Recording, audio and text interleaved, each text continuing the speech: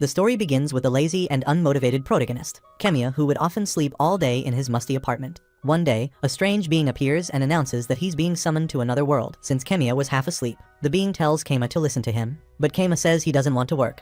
Suddenly, Kema levitates, and while he gets fragmented on his transport to the new world, the strange being reveals that there's magic where he's going, but its civilization isn't developed. In response, Kema says he wants to return home, but the being tells him to do his best as he vanishes. On opening his eyes, Kema spots some nice lady's legs and wonders if he could take her boots off her and replace them with some stockings. Just then, Rokuko, his summoner, gets in his face to get a good look at him, so Kema asks her if he could get some more sleep, but Rokuko freaks out, surprised that her summon could talk. While still shocked, Roruko wonders what's up with him and informs him that she's his summoner. Meanwhile, Kema wonders if she's got an inbuilt speaker and says he wants to go back home. Seeing how small she looks, he asks Rokuko about her parents' whereabouts, but Rokuko says she's not as young as he thinks. To help his booting brain, she announces that he is a monster summoned for the dungeon and she'll make him work till he drops dead. Thinking she spent 1,000 dungeon points to summon the god of war, Rokuko orders him to massacre some bandits, but Kema acts like she spoke in Morse code. Since he could talk, Roruko wonders if he's smart enough to understand her. So, she explains that they're in the master room within a dungeon core, and from there she can issue orders to the dungeon. Unfazed, Kema asks if she's a dungeon master, but Rokuko reveals she'd like to assume the role and commands Kema to address her as master. Surprised, Kema asks what her name is, and Roruko responds by saying she's dungeon core number 695. However, Kema names her Rokuko, and explains that calling her name feels like chewing rocks. Afterward, he introduces himself, and when she tries to pronounce his name, they get a pop-up which notifies them that Kema has been made the dungeon master. Shocked by this, Rokuko tries to access the dungeon menu, but gets an invalid action notification. Meanwhile, Kema plugs his ears and asks her to keep it down, but she protests, telling him to quit ordering her around. Suddenly, her voice box goes on break, surprising her and relieving Kema. Amused by this, Kema realizes that his orders are absolute and gets excited thinking he could sleep his life away while Rokuko does all the work. So he opens up the menu and, on checking out the dungeon points catalog, he realizes he could use the DPS in various ways. Afterward, Kema asks why she summoned him, and Rokuko says she wanted to make him a dungeon monster, but Kema figures he'll have to fight as a dungeon monster and die if he fails. So, he responds by saying he can't hand over the master's authority to her because he likes to sleep. After this, he introduces himself and suggests they try looking over the dungeon. On checking out the dungeons, Kema announces that he can spot some bandits in the dungeon core room. Just then, he realizes the dungeon must be pretty doomed and asks Rokuko what happens to the master if the core breaks. In response, Kema says he'll die since their lives are linked, scaring Kema to bits. After this, she shows him how to open the monitor and see inside the dungeon. When the monitor goes on, they find the bandits sleeping, so Rokuko explains that they get dungeon points for keeping invaders in the dungeon. Also, Rokuko adds that her human form uses DP, so Kema asks if she can turn back to her usual self, and Rokuko immediately transforms into her real form. While Rokuko explains that they can save more DP that way, Kema stares at her legs and figures her toes are hot enough to make him flood his pants. When Rokuko asks if he likes what he sees, Kema decides he's not cultured and ignores her question. However, when Rokuko asks what he plans to do about the bandits, Kema hits the sack. The next day, Kema figures the bandits didn't destroy the core because they used the core as a heating pad. Desperate for some action, Rokuko suggests that they summon something to slaughter the bandits, but since Kema doesn't share her enthusiasm, Rokuko asks what he's up to, and he tells her to watch. In the dungeon, one of the bandits wakes the boss to check out a chest that appeared out of nowhere. On opening the chest, they find a helmet and a thank you note which promises to reward them more for defeating goblins. Excited by the present, the bandit's boss says his luck must be turning around. Meanwhile, back in the master control room, Rokuko screams and throws a tantrum while asking why they had to reward the bunch of low-lifers. Kema then says that they have to buy time. Confused, Rokuko asks him to explain, but Kema gets ready to hit the sack and promises to explain it the next day. When Kema wakes the next day, Rokuko shows Kema the increased DP and explains that the bandits ambushed some adventurers. In response, Kema says that since they don't have much DP, they can make the most of it. After this, he suggests they make more rooms, and when the rooms were created, Kema informs Rokuko that she can finally live out her fantasies, since the dungeon is connected to the goblin room. Surprised, Rokuko asks what he means, and Kema accuses her of wanting a goblin harem. When Rokuko tries to debunk this, Kema points out that he doesn't care if she has a goblin fetish since he is a sucker for feet. After this, Kema points out that he hasn't had a bath since he got summoned, so he asks Rokuko how she's clean, and she explains that she used cleanup magic. Hearing this, Kema asks if he needs anything to use magic and Rokuko tells him to use the menu. Shortly after this, Kema suddenly gets washed up with magic. While he marvels at this, Rokuko explains that all he needs for lifestyle magic is his imagination and some magical power. However, she adds that he might need scrolls for stronger spells, so Kema checks the catalog and finds a lot of spells. The next day, Rokuko informs Keima that the bandits are fighting some adventurers. When he checks the monitor, Keima analyzes the situation and predicts that more adventurers will soon visit the dungeon to investigate the disappearance of their comrades. 2 days later, the bandits brought in reinforcements, so while Keima and Rokuko check the stats, Keima points out that several people died the previous day, and Rokuko says they're all slaves, so Keima checks the monitor and spots a young, dog-eared slave girl. Surprised, Keima asks if bandits can buy slaves, and Rokuko says they're crime slaves bought on the black market. When he takes a closer look, Keima figures there are 2 female slaves wearing rags, and one of them has wings for arms. While he marvels at this, he realizes on the monitor that the older girl is a human toy for the bandits, so he covers the monitor while telling Rokuko not to look. Some days later, while the bandits clap away, Keima shields Rokuko from viewing the hub-worthy videos. When the bandits were done burning calories, Keima says that they're starting to feel like an eyesore, and Rokuko couldn't agree less. However, the dog-eared slave girl was just treated like a hug pillow, while the bandits slept and was responsible for cleaning up after them. So, when one of the bandits stomps her for no reason, Rokuko asks if it's a form of training, but Keima says it's just abuse. Meanwhile, in the dungeon, after being beaten, the dog-eared slave girl crawls and hides under the chief's bed. Seeing this, Keima feels bad for the slaves and turns off the monitor. The next day, Rokuko notifies Keima that a lot of people are headed to the dungeon, and he commands the map to open. On the monitor, they spot about 30 people in the dungeons, so Keima figures they're probably a trained force gathered to finally put an end to the bandits. In the dungeon, one of the bandits hurriedly notifies the boss that the knights are on their way. Shocked, the boss asks how many they are and wonders how they found out about them. Since they have no choice, the bandit boss decides they'll ambush the knights. While Keima smiles, thinking he's trained the bandits to use the hallways to ambush their enemies, Rokuko asks if he's rooting for the bandits. Keima then says that he's not, since they'll be annihilated soon. In the dungeon, when the knights arrive fully clad in their armor, they release sleeping gas into the dungeon. Simultaneously, Keima watches the hiding bandits collapse, since the cave has no opening. Suddenly, the knights charge in and kill both the sleeping bandits and a few others. In the master's room, Rokuko asks Keima if they should absorb the bodies, but he explains that doing that will blow their cover and might provoke the knights to break the dungeon core. In addition, Keima explains that he created the goblin's room as an insurance to switch the real core with a dummy one if things go south, but that could only work if there's a clear path between the 2 rooms. After this, they watch the knights search the cave for more bandits. In the core room, the remaining bandits await the knights, and the boss commands the archer to draw his bow, thinking the knights must be tired out. Immediately, the door opens, the bandit boss commands his archer to fire, and 2 knights get taken out. Suddenly, what's left of the bandits charges towards the knights, while the knights commander commands his knights to aim for the bandit boss. Suddenly, the commander of the knights identifies the bandit boss as Melon Puke. Annoyed, the bandit boss attacks him and tells him not to call him that. However, the commander reveals that he got the nickname for puking on a princess and killing a chef for serving rotten melons. In his rage, Lord Melon takes out a lot of the knights. However, he gets run through with a sword, and before he dies, the knights ask him if there are any more bandits around, but Melon says there are none. Some moments later, one of the knights says it's his first time in a dungeon room and announces that he's going to break the dungeon core. Hearing this, Keima realizes things are about to go south. While the knight raises his sword, saying he heard he could become a holy knight by breaking a dungeon core, Rokuko's goblin suddenly appears on the scene and tries to attack the knight. After he scares the bravado out of the knight cuts him open with his sword, leaving Keima and Rokuko to mourn their loss. Afterward, the dog-eared slave girl gets left behind in the burning dungeon, so Rokuko says that her death will make them more DP. However, Keima says they're saving the slave. In response, Rokuko says the girl will be dead before he gets there, since the dungeon is covered in flames. While Keima gives it some thought, Rokuko adds that he can't bring invaders into the master's room since she's not an item. Just then, Keima wears his lawyer hat and declares that the slave girl is an item since slaves are tools. After this, he explains that slaves don't act on their own, and concludes that the girl is just an item without an owner. Rokuko then objects, saying she's alive and has magical power. Seeing that she won't let him off, Keima says that the girl is just a hug pillow in the shape of a dog-eared girl.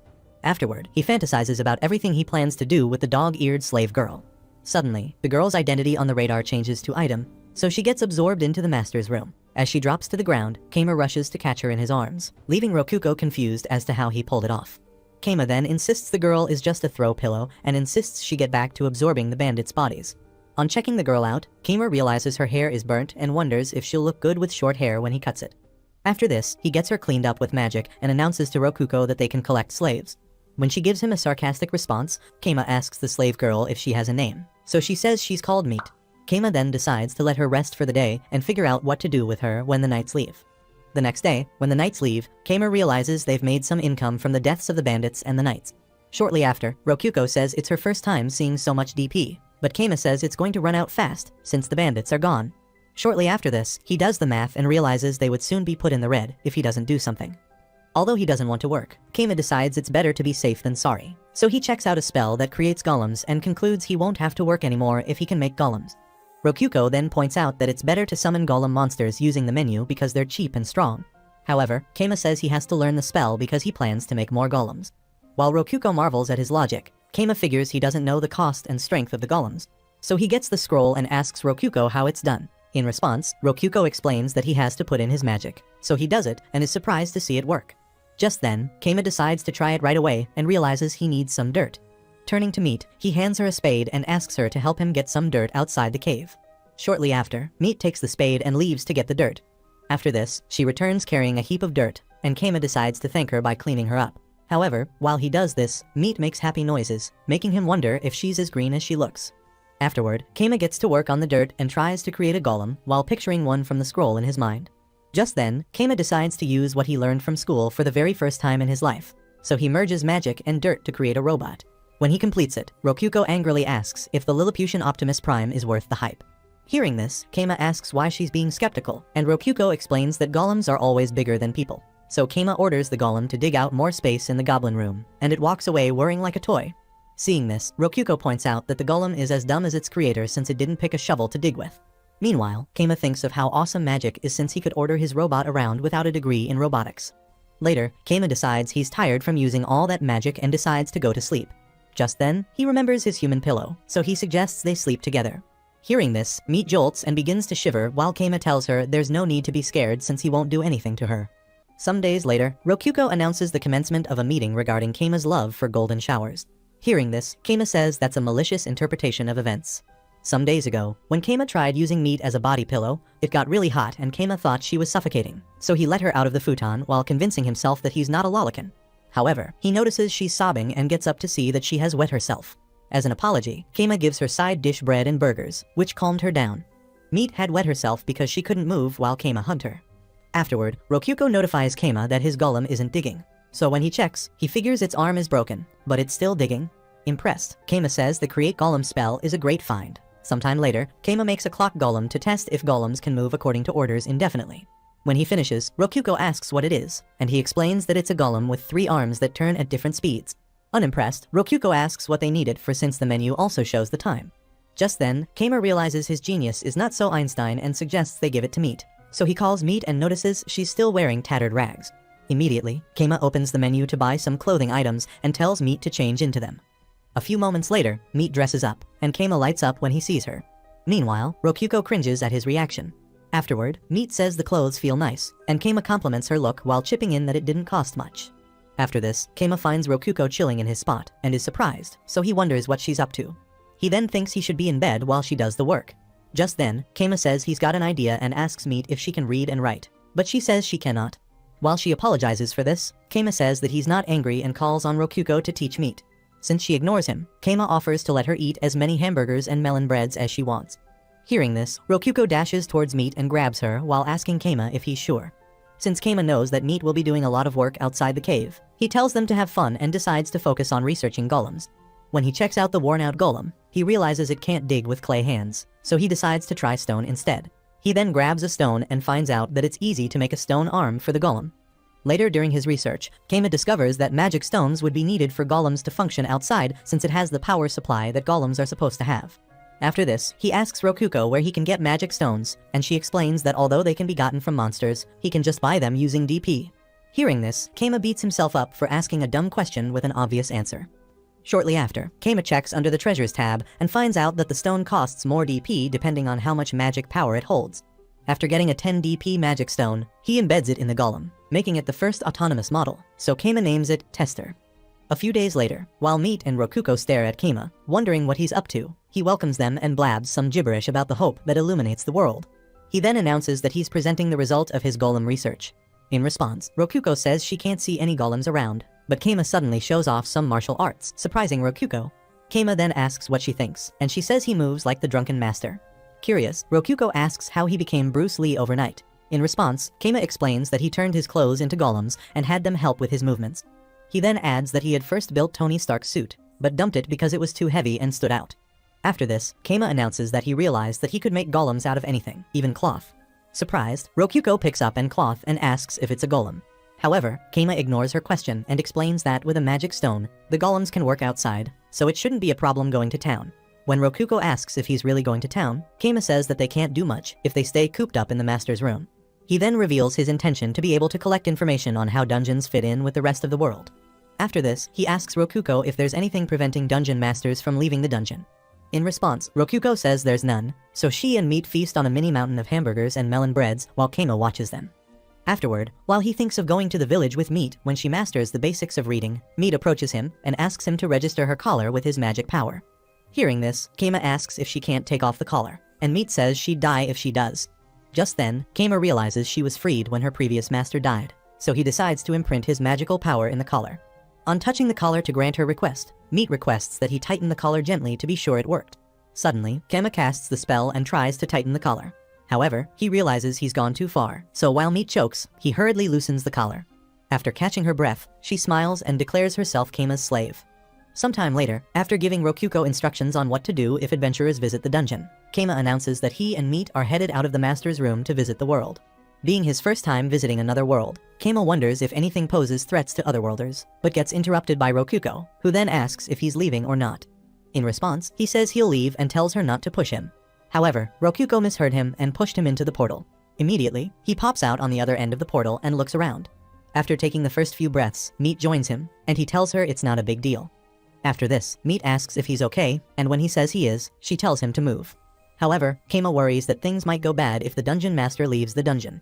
Suddenly, Meat pushes him while he fearfully asks her why she's pushing him and exclaims, saying it's his first time.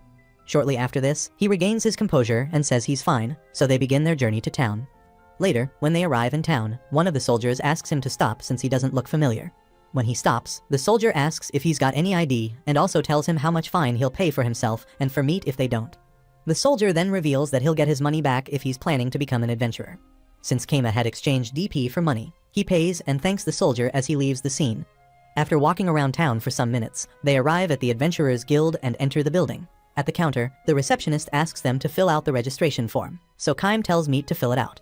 However, the receptionist stares at her, surprised. She comments that it's unexpected since Meat is so young, but Keima says he just thought it'd be useful for her to learn a thing or two. So, the receptionist checks the form and asks if he really plans to register a slave. Hearing this, Keima asks if that'll be a problem, but the receptionist says there's none and tells them to wait for their IDs. Surprised by her reaction, Keima wonders if someone is going to call 911. Afterward, at the guild receptionist's office, she introduces herself as Celia and wonders what relationship exists between Keima and Meat because of her weird name. So she thanks Keima for waiting while thinking of how to play the girl-child advocate. Shortly after, Keima takes a look at the request board since he came to town to learn more about the world and needed to find out what people thought about dungeons. Curious about what requests are linked to dungeons, Keima finds out there's one. Just then, Meat approaches him and announces that they couldn't take any requests above G rank. On checking out the requests, Keima finds out they have to raise their ranks first to get harder quests. Since adventurers in the guild are organized by ranks, Celia explained that every newbie starts at G rank and will rank up based on their performance on the request. So, Celia holds up a request involving the dungeon, and when Keima thinks he has to take it, she announces that they can't because it's a rank F request. Hearing this, Keima decides to rank up if he's to get his hands on the request. A few moments later, while on their rabbit hunt, they spot some rabbits, and Keima freaks out on seeing them. While he comments on their cuteness and fluffiness, Meat charges towards one and gives it the Ned Stark treatment. While Keima stares, dumbfounded, Meat presents the rabbit's meat to him. Afterward, he holds the rabbit while thinking of Meat's knife. He had made it as a golem from iron ingots, and because of this, it vibrates and can cleanly cut through a log.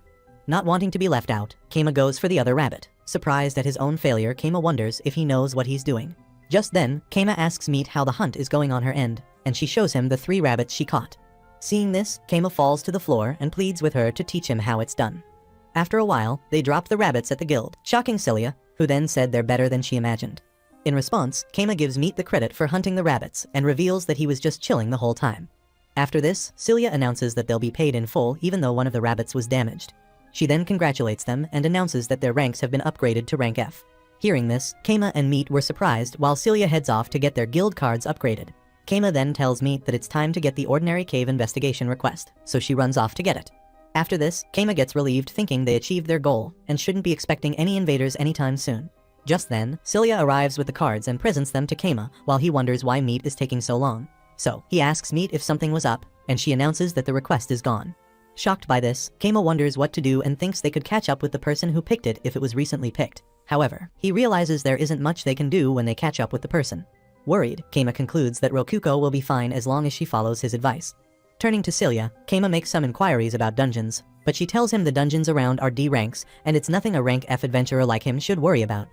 Hearing this, Keima points out that the Ordinary Cave survey was F rank, but Celia explains that it's a request for rookies since surveying newborn dungeons is valuable for research, and such requests happen twice a month.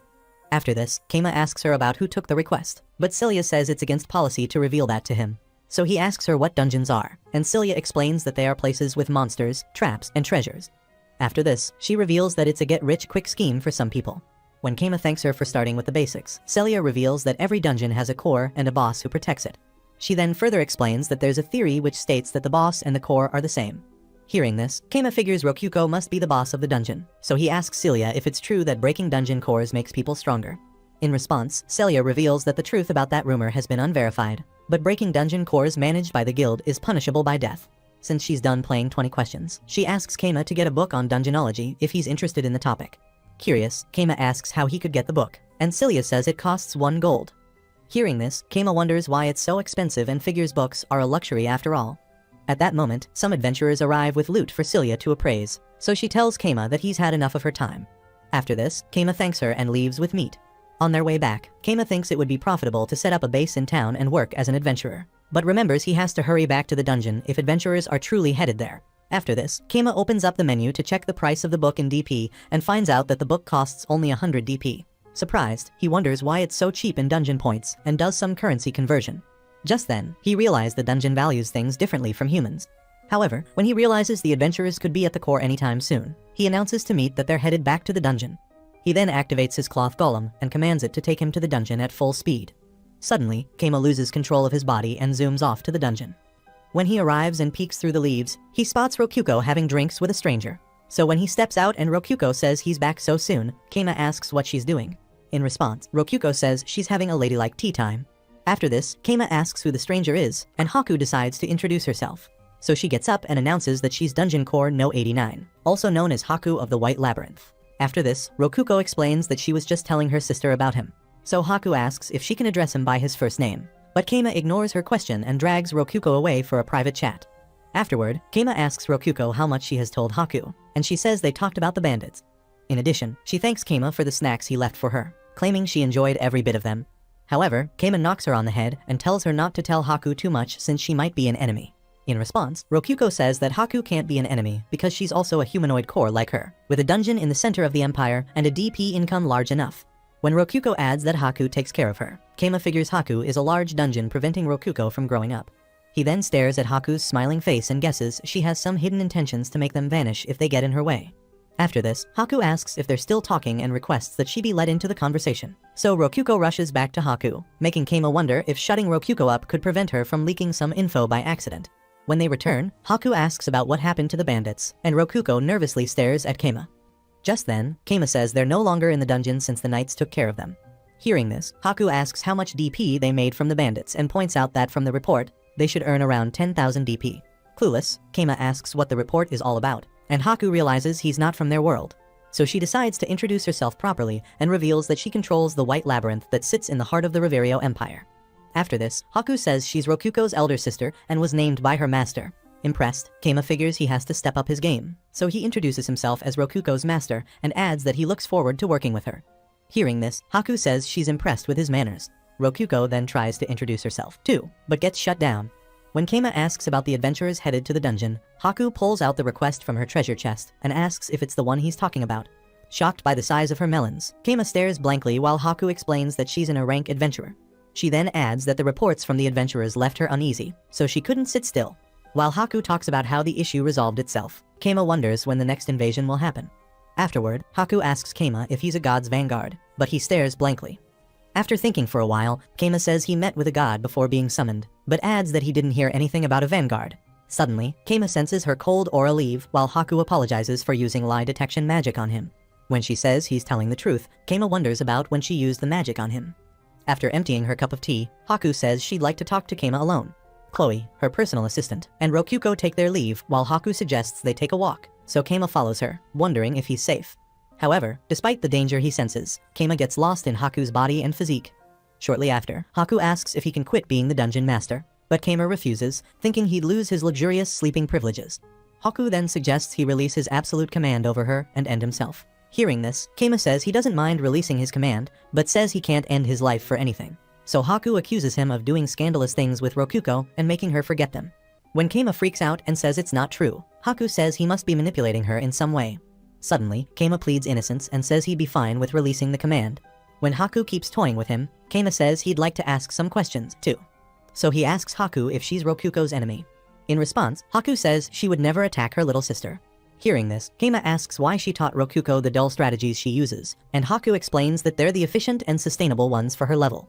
After this, Keima realizes Haku was trying to make Rokuko seem like a harmless dungeon, so he asks if she's manipulating people's perception of her, and Haku says it makes things easier that way. When Haku reveals that she founded the Empire and the Guild, Keima figures she's a big shot and asks why she spread information that the dungeon is a weak one. In response, Haku says she was trying to protect Rokuko and was surprised to hear that bandits started living in the dungeon. Hearing this, Keima asks what she means by protecting, and Haku explains that god vanguards are natural enemies of dungeons, summoned from another world to destroy the cores. She then adds that she protected Rokuko because, if the dungeon stands out, it might get hunted by one of the vanguards. After this, Haku asks if he has any more questions, and Keima asks why she's being so generous. In response, Haku says it's a reward for clearing out the bandits. Keima then points out that one of the knights tried to attack the dungeon, and Haku says she had her eyes on them, too. Suddenly, her eyes glowed as she talked about the knight who raised his sword to destroy the core and gets furious while threatening to send them all to the great beyond. After this, Haku switches back to her cute girl mode and says she'll pin the crime of rebelling against the country on such people. She then asks if she went too far, but Keima says she didn't. So Keima gets relieved to know that Haku is not a threat to Rokuko. On the other hand, Haku points out that Keima is not just a sloth either, since he saved Rokuko and saved himself in the process. After this, Keima suggests a dungeon battle and offers to permit him to remain the dungeon master if he wins. However, Keima refuses and asks what a dungeon battle is. In response, Haku explains that a dungeon battle is a contest where two dungeons invade each other by linking up both dungeons using space-time magic and sending troops to each other till one party reaches the other's core. After explaining, Haku tells Keima to consider it a practical exam and prove that he can protect Rokuko. In addition, Haku says they'll both start with 100,000 DP and offers to lend Keima. She then says that he can keep the DP and will get another 100,000 DP if he wins the battle. Hearing this, Keima figures they wouldn't stand a chance without the handicap, so he asks Haku what happens if she wins. In response, she says he'll have to pay back the 100,000 DP with his body. While Haku imagines himself sucking her toes, Haku explains that she means he'll work as an adventurer, and in the meantime, she'll take responsibility for protecting Rokuko's dungeon. Just then, Keima thinks about it and suddenly realizes he might be walking into a trap. While Keima worried about letting his guard down around Haku, she reveals that she also has a branch dungeon for newbies and adds that she'll let him work there as an adventurer if he loses. After giving it some more thought, Keima opens up the menu and wonders what Haku stands to gain from the deal. After this, Haku says that while he's off working as an adventurer, she'll take over Rokuko, and they'll both enjoy a trip to the capital. When Keima finally understands her motive, Haku announces to Rokuko that they'll be having a dungeon battle. Surprised, Rokuko asks what that is, and Haku explains it to her. In response, Rokuko says it's an interesting idea. In addition, Haku says she'll lend her some DP and Rokuko gets excited, asking if she can really do that. Meanwhile, Keima is surprised to know she's just as clueless as he is. So Haku says that the DP has to be transferred with a kiss. Hearing this, Keima asks Chloe, and she reveals that a handshake will suffice. Meanwhile, Haku brainwashes Rokuko into believing that it has to be done the proper way to ensure it works. When Rokuko comments that 100,000 DP is too much, Keima tells her to think of it as a loan since they'll return it if they lose. After this, Rokuko says she'll take the offer. After this, Rokuko asks how it's going to be done, so Haku tells her to close her eyes and stick out her tongue. Simultaneously, Keima wonders if Haku realizes he convinced Rokuko using his absolute command. However, when he sees Haku secretly giving him a thumbs up, he wonders if the gesture means the same thing in their world. After a few minutes of DP and saliva transfer, Haku breaks off the kiss and comments that she might have given too much. When she tells Rokuko to keep the change, Rokuko thanks her for her kindness. Afterwards, Haku pulls Rokuko and hugs her while giving Keima a thumbs up again. To confirm the transfer, Keima checks the DP balance and realizes it's done. So, Haku reaches into her storage chest and says she's got a little bonus for Keima. She then hands him a book on dungeonology, and when he checks it, he realizes it was written by Haku. After this, she decides to give him some tips by telling him about safe zones where monsters can't enter the dungeon, except for rare variants. After this, she gives him 3 days to prepare for battle. Hearing this, Keima asks if 3 days is enough time for her to return to the capital. But Haku reveals that she had paid 50 million DP to learn to teleport. Shocked, Keima checks it out and realizes she wasn't kidding. Just then, Haku says it's getting dark and decides it's time to leave. So she recites some spells and says she looks forward to the battle. Suddenly, she vanishes while Keima decides to prepare for battle. Some days later, when Keima returns to the master's room after a while, Rokuko asks if he thinks they could win the battle. In response, Keima says it is possible, even though Haku has the advantage. Hearing this, Rokuko points out that they still have 100,000 DP to spend. But Keima explains that since no rule prevents them from using what they previously owned, Haku might have moved some monsters from her dungeon to the new dungeon. Hearing this, Rokuko points out that he's just being paranoid, but Keima blames Haku for making the rules. Just then, Keima calls on Meat and picks up some tools while announcing that it's time to work. The day of the battle finally arrives, and Keima announces that they're battle ready. Rokuko then points out that they could have finished on time if he hadn't been selfish with spending. In response, Keima says that they would lack war potential if they spent clearly. At this point, they had prepared for offense and defense, which Keima considered necessary expenses. After this, Rokuko spots Keima using a new pillow and angrily points out that spending 10,000 DP on a pillow is a waste. In his defense, Keima points out that rest is an important part of life. After this, Keima compliments Rokuko's looks in her armor and adds that she isn't going to fight directly. Ignoring this, Rokuko says he should give her something since they've got some extra DP left. But Keima refuses, saying he kept them aside so they could adapt to whatever Haku throws their way. He then asks if she wants to summon an army of goblins, infuriating Rokuko, who then says she doesn't like them that much. Shortly after, Keima announces that he'll relinquish his absolute command over her after the battle and asks for her compliance with every order he gives. So when Rokuko vows to do her best, a bell rings and Haku appears on the monitor. After this, she greets Rokuko and announces that it's about time they start the battle while Keima marvels at the video call feature he didn't know about. Meanwhile, Haku compliments Rokuko's looks in her armor and says she would have cuddled her if they met on a battlefield. After complimenting Rokuko's beautiful face, Haku threatens to ravage her dungeons without mercy and predicts that her crying face will look as beautiful as any jewel. Suddenly, the dungeon battle begins, and Haku's lizardman unit is commanded to advance. Shortly after, they spot Keima's golems approaching, and before long, the clash begins. Impressed, Haku comments that golems are a good choice since clay is easy to maintain and stockpile. However, she announces that her lizardmen won't lose easily and asks Chloe about the preparations. In response, Chloe says things are going as planned. Haku had created a new dungeon with 5 floors for the battle and named it the White Trial. She also employed wild monsters wandering around the capital since they don't use DP, and in total, she has a strike force that consisted of minotaurs, lizardmen, and goblins. In addition to this, Haku also brought in her 5 trusted retainers to join the battle. Her formidable lineup includes Amelia, the Chief of Defense, Dolce, the Chief of Information, Sally, the Chief of Battle, Misha, the Chief of Scouting, and Chloe, the Strategist. Shortly after, Dolce announces that a group of enemies has attacked the dungeon. In response, Chloe says it's expected that some of them will get through and suggests they let the monsters handle it. However, when Dolce checks the number of enemies, she exclaims and announces that there are 200 in total. Shocked, Chloe says they can't let that many through. While they wonder how they pass through without being spotted, Misha points out that they're just gray rats. While the horde of rats rushes into Haku's dungeon, her team goes into a frenzy, since the condition for victory in the battle is to touch the enemy team's dungeon core. Haku then points out that the golems must have brought in the rats since they were carrying boxes on their backs. At this point, Dolce asks about the traps, and Sally explains that the rats are too small to be hit by arrows. Someone then announces that the rats have broken through the first floor, and 500 more invaders are coming in. Frustrated, Sally says it's only a matter of time before they spread through all the floors.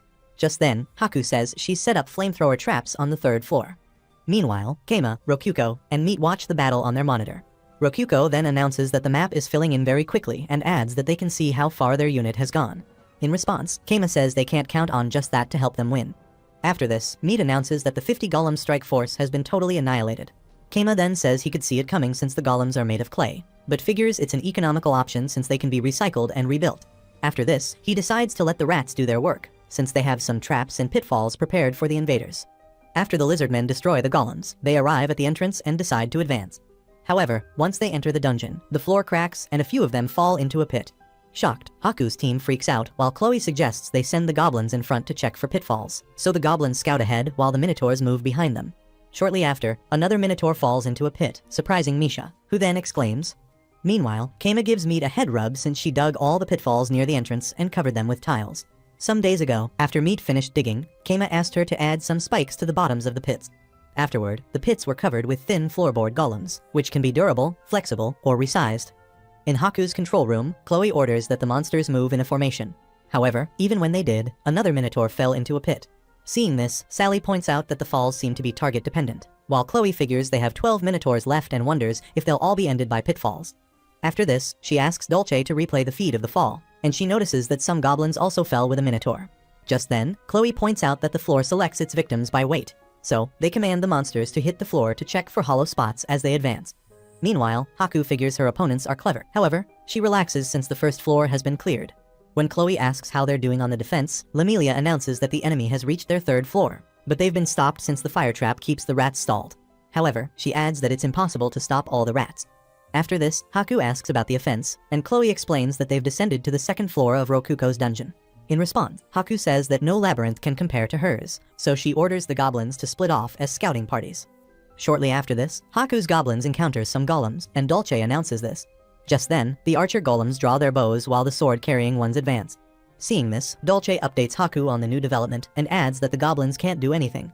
Impressed by Keima's creativity, Haku commands that the lizardmen and minotaurs engage the enemy. So the lizardmen clash with the goblins, but the golems cut through the lizardmen's equipment. Seeing this, someone announces that the vanguards have magic swords. Haku then realizes Keima must have armed the golems with magic swords to increase their efficiency. After this, Haku orders the minotaurs to flank the golems, but they soon realize the map is wrong. When Chloe asks if they couldn't have used a special kind of labyrinth, considering their budget, Haku says they could use it only in some areas with 50,000 DP. Some days back, while Keima prepared for battle, Rokuko asked why she was digging when they could easily use DP. In response, Keima said he was trying to get as much golem material as he could find, and also added that she's the right fit for the job, since she's the only one who can use the map function. To keep his head on straight, Keima gets high on several bottles of potions and makes golems non-stop. After this, he used the golems to dig instead of spending DP, and from the dug-up dirt, he made more golems at a faster pace. Since the bottle potions don't keep him active for long, Keima orders a barrel and drinks it to regenerate while working himself off. After this, he spends little DP to arm the golems and build some golem walls, which could move and alter the labyrinth structure. Since the golems were used within the dungeon, Keima used no magic stone and spent no dungeon points on the walls. Back in Keima's dungeon, Haku's decimated army makes it out of the labyrinth and finds a giant door. Meanwhile, in Haku's control room, the team is relieved to have made it to the end of the second floor. While Haku's retainers lament about how long they spend navigating different floors of Keima's labyrinth, Haku wonders if she should make Keima work as a consultant instead of an adventurer. After this, she asks how they're doing on the defense, and the team announces that over 150 rats have reached the third level. Someone else then points out that the trap won't hold the rats for much longer since the rats are getting smarter and dodging them. In response, Haku tells her team to focus on the offense since the rats can't beat the boss of the dungeon. In Keima's dungeon, Haku's monsters find a riddle inscribed on a pedestal near the door. On hearing the riddle, Haku provides an answer, and her team members suddenly get excited and hype her. Suddenly, the floor opens into a pit, and more of Haku's monsters fall. While some died, a few broke their ankles. Just then, Haku's control room gets gloomy, and Misha announces that they've got 6 lizards and 12 goblins left. Depressed, Haku says she's confident in her riddle-solving skills and requests that the injured minotaur be stuffed as a reminder of her humiliation. Chloe then suggests they send one goblin to scout ahead, but Haku refuses, saying she can't pull off such an underhanded tactic while Rokuko watches. However, Chloe begs her to endure the shame while Dolce announces that their 4th level has been breached. In response, Haku orders her team to send only goblins. When the floor closes back up, Haku provides another wrong answer, and the floor opens into the pit again, swallowing up the goblin approaching the gate. However, when Haku provides more answers, more of her monsters fall into the pit, so Haku suddenly freaks out while her retainers rush towards her to console her. After this, Haku realizes how dreadful a riddle attack in a dungeon battle can be. So Sally asks Haku if Keima's riddle is a gate of wisdom, a special trap that requires solving riddles. When they analyze how much that would cost, Chloe points out that Keima's team can't have enough DP to get a gate of wisdom. Just then, Haku gets up and realizes that the door is just a pitfall trap that will activate no matter what answer is given. Hearing this, the entire team gets furious while Haku admits her fault for allowing herself to get tricked. So, she announces that they've decided to just break through the door and turns to Misha, who then looks worried. When Haku asks if she has a problem with that, Miss points out that the answer to the riddle is easy and adds that the only winning move is not to answer. Hearing this, the entire team stared at Misha, feeling skeptical. Just then, Haku decides to make a last guess and orders a goblin to approach the pedestal while doubting the possibility of being right. However, when the goblin approaches the pedestal, the gate unlocks and opens into a space under construction, surprising Haku. Meanwhile, Keima gets surprised when they open the gate, and Rokuko asks why the floor is unfinished. In response, Keima explains that he ran out of time, so he left it to shock them more. So, Meat asks where the core is, and Keima explains that it's hidden in multiple places in the labyrinth. After this, he adds that he made use of castling such that if the core is found, it was programmed to be replaced by a dummy before it gets touched. He then further explains that he hid the dummy cores in places like the walls of the pitfall traps and in rooms hidden by golems. He then checks his rats on the monitor and announces that they have to hurry. In Haku's dungeon, the red minotaur spots the rats and swings its weapon to annihilate them. Shocked, Keima announces that it has taken out about 50 rats in a single swing. Hearing this, Rokuko informs him that they can't pass until they defeat the dungeon boss. Suddenly, the red minotaur breathes fire and consumes more rats. With 38 rats left, Keima orders Meat to prepare to send out the second golem platoon. However, Rokuko says she's got an idea and asks if they could try it. When Keima asks what it is, Rokuko explains that the minotaur will die if it loses its head. Unimpressed, Keima wonders if he should get a weapon before they lose due to her ridiculous ideas. However, Rokuko explains that they can aim for its head and stop it from breathing. Hearing this, Keima gets her point and orders the rats to charge towards the red minotaur. Before it could launch another attack, the rats crawled up the beast's body and rushed to its head. Suddenly, they plug the minotaur's nostrils and mouth. Infuriated, the red minotaur tries to chew on them, but more rats flock in. Just then, the beast chugs enough rats to block its throat, so it collapses and dies. Excited, Keima says, even a minotaur could die from a blocked throat. Suddenly, the core room opens, and the rats rush in, heading for the core. However, Chloe shows up with her weapon to defend the core. Seeing this, Keima thinks the rats can get past her, but Chloe strikes the floor with a spell lance and releases an energy strong enough to keep the rats away. Immediately, Chloe hits the floor with the spell lance and forms a firewall around the core. After this, she says she was just in time to save the day with the spell lance. While defending the core, she looks for possible loopholes the rats might want to exploit, then figures they might group and charge as one. Suddenly, when the rats assemble, Chloe prepares to make rat barbecue, but gets notified that some enemies have found their way behind her. Surprised, Chloe looks back, but couldn't see any rats. After looking around, she responds, saying she can't find anything. Just then, she gets notified that the core has been touched. Hearing this, Chloe asks what happened, but her team members say they can't tell and instruct her to check again, since they could see on the radar that 5 enemies approached the core. When Chloe moves closer to the core, she finds an insect-sized drone golem and picks it up. Meanwhile, Keima announces that they won, and Rokuko celebrates their victory. Keima then says he's glad to have prepared the drones from potion bottles. He had hidden the drones in the rats' bodies to be deployed when they die. Back to the present, Keima feels bad for the rats and figures the drones only worked because the flames didn't reach the ceiling. While he silently enjoys his victory, a magical hologram appears, and Haku shows up with Chloe to admit their defeat. She then adds that she never imagined she'd get beaten by rats. In response, Keima also says he doubted the rats could beat the dungeon boss. After this, Haku points out that she didn't even find a dummy core, much less the real one.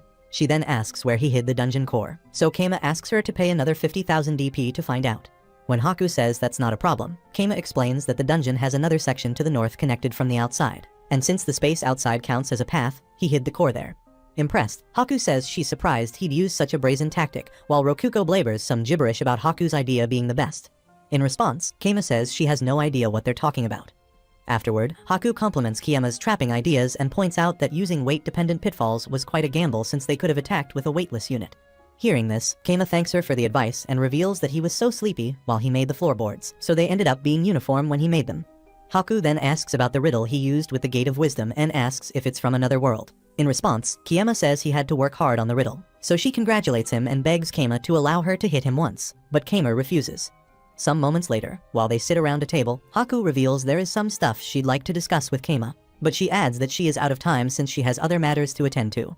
Haku then says she'll refrain from asking about what happened at the end of the battle since it's not cool to reveal a trump card. She then calls Rokuko and announces that it's time to transfer the DP. Excited, Rokuko loses her eyes in anticipation while Keima watches them from a distance. Some days after Haku left, Keima devotes himself to dungeon building, and when he's done, he decides he must rest for a full day. However, when he lies down, he asks Meat if she's hot, but she responds by asking him to hug her more. Not wanting to be left out, Rokuko comments that Keima looks worn out. However, while Keima cuddles his human pillow, Rokuko asks him to listen to her, too. She then asks how he could sleep so much and still defeat Haku. In response, Keima says it's because of love. Surprised, Rokuko asks what he means and also asks if he meant he loves her. So, Keima admits that he likes her too and requests that she let him rub her feet, but Rokuko refuses, so they sleep together. Sometime later, after Haku paid for her loss, Keima added the DP to what was left and decided to take on a big project. So he gets busy planning and putting resources together for the building of a rest area linked to the dungeon. As a dungeon master whose need is DP instead of money, Keima decides to restructure the dungeon to guarantee a stable income of DP, just like Haki did with her White Labyrinth using the capital. Since people gather at the capital and the capital is part of the dungeon, Haku gains DP, which goes back into expanding the dungeon for more people and bigger treasures. So Kima figures they can replicate the White Labyrinth, but they can apply its concepts at a smaller scale. To achieve this, Kima announces that since all he has to do is make people stay in the dungeon for a long time, he'll make them want to stay of their own free will instead of trapping them. So he announces that they're building an inn. He then projects that since the area is part of the dungeon, they get to make minery for the binding, as well as DP for their stay. While Kima laughs maniacally, Rokuko doesn't share his enthusiasm, so she points out that some hero type might come for them if they stand out. Ignoring this, Kima explains the building plans and announces that they'll make a field where they can grow rare plants to generate more revenue. He then asks Rokuko if she knows any rare plants around. Rokuko then ignores his question and asks how he intends to pull it off since they'll need an innkeeper and workers. So, she asks if he intends to put her and Meat to work, alongside the golems and rats. But Kima says he isn't going to work. However, he realizes they need more people, especially kitchen staff, so he decides that, since normal humans would open the dungeon secrets to leaks, he could use contract magic on the villagers to prevent leaks. Suddenly, when it occurs to Kima that he could buy a slave, Meat gets in his face and pitifully asks if she's not enough for him. However, Rokuko announces that he's heading to town to buy some slaves. At this point, Meat grabs him and says she learned to write and can do more things for the dungeon. In response, Kima thanks her and is about to tell her why it's a good idea when Meat tries to convince him with her pancakes.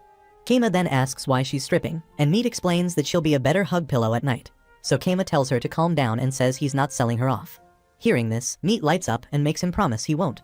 Seeing her desperation, Kima explains that he wouldn't have saved her in the first place if he had plans to sell her off. Meat then smiles and asks if she'll be his slave till she dies. Rokuko tells Meat that their darkness magic called necromancy, which could keep her a slave even after dying. Surprised, Kima checks out the scroll on the menu and cancels its purchase. The next day, while Kima decides to use the extra DP, they had to learn a few spells. Rokuko asks if he's headed to the city. Just when Kima was about to say she'll be staying, Rokuko asks him to rate her outfit. Seeing the surprise on Kima's face, she asks if he thinks she isn't going with him. But Kima explains that he's worried about leaving the dungeon to rats and golems. In response, Rokuko reminds him that nobody comes to the dungeon anymore, since the guild already released an advisory against it. So when they decide to go together, Rokuko gets excited since it's her first time visiting a human settlement. However, Kima tells her to prepare too, so he hands her a couple of magic scrolls to learn. After this, he pulls out a scroll and says that Haku recommends it, since it's an intermediate space-time spell. Suddenly, he unzips an invisible storage and explains that it allows the storage and transport of things. After this, he adds that since its contents are not affected by time, food stored in it won't rot. Afterward, Kima puts his bedding in the storage, and when Rokuko asks why, he explains that the beds in town aren't good enough. Shortly after this, they head out towards Jatown and arrive at the Adventurers Guild. On entering the building, Kima greets Celia, but she asks who Rokuko is. In response, Kima says she's a newbie and asks if she can be registered as an adventurer. Hearing this, Rokuko questions Kima for addressing her like that, while Celia points out that they seem to get along well. Afterward, while she handles the paperwork, Kima asks Celia if she knows where he could find slaves. Celia then says it depends on the type of slave he wants, so Kima recalls that Haku made him promise not to allow a man into the dungeon and says he'd prefer someone experienced and knowledgeable. After she asks for his budget, Celia shows him a shop on the map and keeps her distance while explaining that if he needed truly experienced women, he can look for women fired from brothels. However, to save his image, Kima says he's fine. Shortly after this, they explore the town and eventually locate the slave shop. As they approach the mansion, Rokuko asks Meat if she's been sold there before, but she says she was sold to worse places. When they enter the building, Docosp, the owner of the shop, introduces himself and asks what kind of slave they want. In response, Kima says he needs a woman with thick legs and who is also knowledgeable. Amused, Docosp laughs and asks him to wait for a moment. Just then, Rokuko asks why Kima put the legs requirement first, but Kima says he's trying out a high-level negotiation technique. Moments later, Docosp arrives and presents his finest wares. Suddenly, a forward slave advertises herself to Kima, but gets scolded for speaking out of turn. After this, Docosp apologizes on her behalf and comments that she's quite a handful and offers to sell her for 60 silvers. When Kima asks what he means by a handful, Docosp explains that she ate and gambled her way into slavery and has been returned once for injuring her previous owner. Curious, Kima asks what kind of injury it was, and Docosp reveals that she was presented with her previous owner's sausage and asked to eat, so she ate. Hearing this, Kima freaks out while Docosp tells him not to worry since her collar still works fine. After assessing the slave, Kima decides she's got the right stuff in the right places, even though all he needs to flood his pants is a thick pair of legs. So he asks the slave how it turned out, and she explains that she was promised a great meal, but was offered an unappetizing sausage, so she ate. After this, the slave announces that food comes before life and says she'll work hard as long as she's fed. So Kima asks Rokuko and Meat what they think, and in response, the girls say she's okay. She seems like a good deal since they have good food. Immediately, the slave girl announces that she's sold and suggests that Kima haggles down her price to 45 silvers. Just then, Keima decides to buy her and offers 50 silvers. In response, Docosp thanks him for his generosity and informs him that he made a great choice. On their way home, Keima asks for her name, and she informs him that the owner decides the slave's name. When they all look surprised, the slave girl asks if Keima could get it up if his partner bears his mother's name. Hearing this, Rokuko asks Keima what she's talking about, but he tells her it's nothing. He then tells her to get herself together and asks what she was called by her previous owner. In response, the slave says she was also called meat while seductively pointing to her tongue. Seeing this, Keima wonders if she's thinking about the taste of sausages, so he suggests they give her a different name. After this, the slave girl then suggests she be called Isekai'd since it's related to the god of food. Afterward, Keima welcomes her, and she says she's happy to join them. Shortly after, they arrive at the Adventurers Guild to register Isekai'd as an adventurer. Just then, she announces that she doesn't need an ID since she has a collar.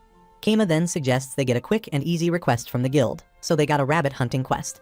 After this, they arrive in the forest, and while Isekai'd cracks her knuckles, Keima offers to give her a weapon, but Isekai'd refuses it, saying they're just rabbits. In response, Keima says she won't be able to drain the blood. Hearing this, Isekai'd asks what that means, so Keima explains that draining the blood prevents the meat from stinking. Isekai'd then gets excited and says the meat will even taste better. When Keima instructs Meat to bring a rabbit, she finds one and cuts off its head in seconds. After this, she picks it up and hands it to Keima. So, Keima shows Isekai'd how the blood is drained. Afterward, when Isekai'd commends Meat's hunting skills and asks how she finds them fast, Meat says she just smells them. Feeling motivated, Isekai'd takes Keima's sword and says it's her turn to show what she can do. Just then, Keima announces that he's heading out with Isekai'd to hunt rabbits and leaves Rokuko in Meat's care. Shortly after this, Isekai'd spots a rabbit and takes its head off in one swing. While she goes to get it, Keima can't keep his eyes off her legs. So Isekai'd shows the headless rabbit to Keima while draining its blood. After this, they decide to head back, and on getting back, they find Rokuko covered in blood and several mutilated bodies around them. Shocked, Keima asks if Rokuko is okay. When he asks what happened, Rokuko grabs him, asks him to use the cleaning magic on her. Just then, Keima realizes it's not her blood, so he cleans her up and asks Meat what happened. In response, Meat explains that they got attacked by some wild goblins, and she took them out at once. While they demonstrate how it happened, Isekai'd decides to check out some goblin-related quests later. After this, they complete their rabbit hunt and decide to stay at an inn. Keima then asks if they should take 2 rooms, but all the ladies decide they'd like to sleep with him. Afterward, Keima suggests they get some food, and when they get served, Isekai'd goes hyper and asks why they're letting her eat a lot. In response, Keima says he likes to keep his workers happy. Excited to hear this, Isekai'd hurriedly gets busy with the food. After a while, Rokuko hands Isekai'd some of her food, making her more excited. Afterward, Isekai'd compliments the food and asks Keima if they can go to bed. However, to her surprise, Keima announces he's sleeping on the futon. When she points out that the futon looks great, Keima tells her that he won't compromise on sleep just like she won't compromise on food, so he tells her never to mess with his sleep. The next day, while Isekai'd laughs because Keima is nothing like her previous owner, he asks what's wrong, but she says nothing is. Just then, Meat rushes in and announces she got the quest for the ordinary cave. After commending her, Keima points out that they've got some breathing room. Meanwhile, Rokuko sulks, so when Keima asks if something is wrong, she points out that the quest reward is too cheap and adds that they shouldn't settle for such cheap quests since they were able to defeat Haku. Later, when they head back to the dungeon, Meat points out that they took 6 hours and some minutes to return, and Keima says that's okay. Shortly after, Isekai'd and Rokuko catch up, and Isekai'd suggests they make camp since she's hungry.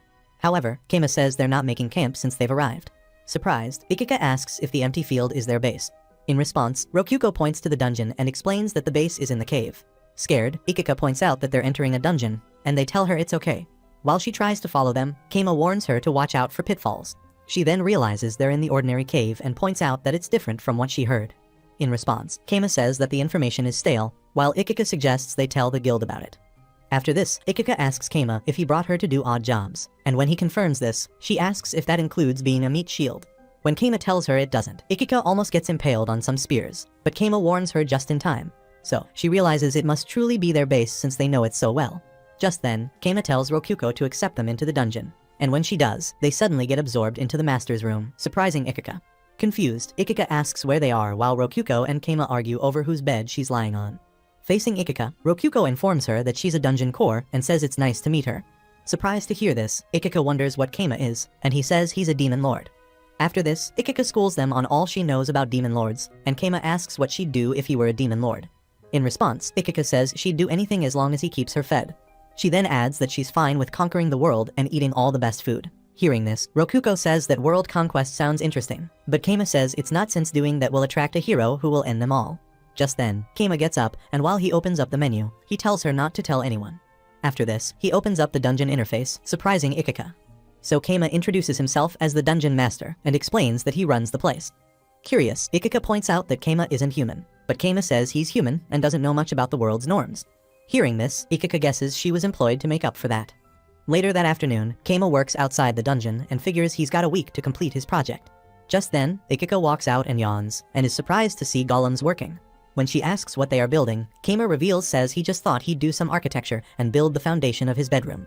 Surprised, Isekai'd says the building will normally take a few months. After this, Keima says he'll get some stones, but when Isekai'd asks what he plans to do since the stones are of different sizes, Keima commands the stones to change and create a golem. Suddenly he stones merged and formed the foundation. While she watches, surprised, Keima commands the steel rods he made from ingots to complete the foundation. Seeing this, Isekai'd freaks out and asks how he pulled that off. Ignoring her, he calls Meat and commands the logs to turn into golems. So he puts the woods together, and they snap together. Shortly after this, Keima completes the inn, leaving Isekai'd gobsmacked. Afterward, they enter the building, and Isekai'd points out that the building lacks a kitchen. On the spot, Keima decides to create one and puts the woods together like a master of all elements. A few minutes late, while they sit outside, Rokuko joins them and points out that the house is done. Just then, Isekai'd points out that the house lacks a restroom, but Keima explains that he missed out a lot because it's his first build. So he decides to show off the powers of a dungeon master and conjures some curry bread.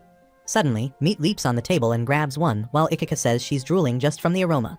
When she wonders what it tastes like, Meat puts some in her mouth and explains that the curry reed might be spicy but tastes good. After this, Isekai'd says it won't fit in her mouth and takes a bite anyway. While she slurps on that, Meat asks what she thinks, and Isekai'd says it's delicious. While she eats more, her eyes roll from the pleasure, so she says she'll obey whatever Keima says. Will Keima's dungeon survive a vanguard invasion? Comment Golems Rock to find out what happens next. Leave a thumbs up if you enjoyed the video, and subscribe to the channel for similar content.